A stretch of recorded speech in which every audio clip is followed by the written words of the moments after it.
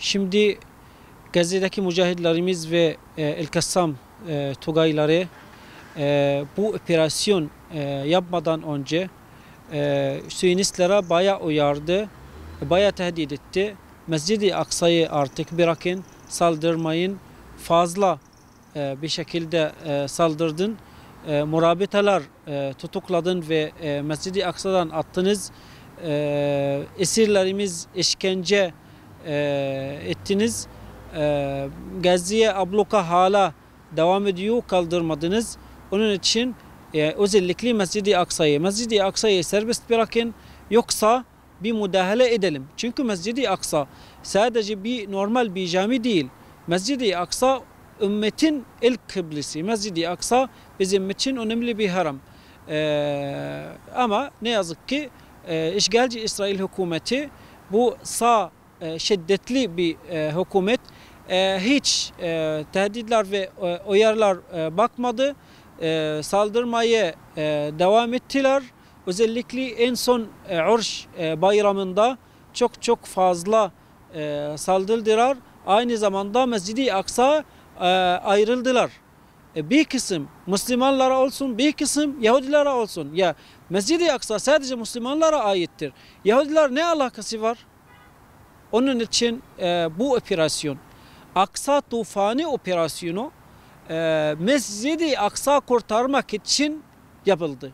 Sadece ve sadece. Şahsi istikrar ve iktisad vesaire normal istikrar değil, sadece Mescid-i Aksa'yı kurtarmak için yapıldı. Çok güzelce mücahitler yani savaştılar ve çok şükür yüzlerce işgalci esirler tutukladı ve aynı zamanda bine kadar işgalci Siyonist askerler yani yok ettiler, yani etkisiz hale getirdiler. Bu da çok önemli çünkü işgalci İsrail hapishanelerinde 6000 esirimiz var. Biz inşallah bütün esirlerimiz kurtaracağız. Yani mücahitlerimiz kurtaracaklar. Ondan sonra takasla kurtaracağız. Yani Siyonist esirler alsınlar, biz de esirlerimiz alırız. Bu öyle bir şekilde. Aynı zamanda tabi bu esirler teslim etmek için artık Mescid-i Aksa'yı basmasın. Hiç basmasın. Önemli olan istikrar bu. Tabi maalesef Siyonist ordusu bir algısı var. Bu Siyonist ordusu yenilmez. Ama ne oldu? Sadece mücahitler, gençler, ordu değil zaten. Öyle bir tokat attı ya, çok güzel bir tokat attı. Bundan sonra Siyonist asker başına hiç kaldırmayacaklar. Hiç kaldırmayacaklar çünkü gerçekten çok iyi bir tokat aldılar.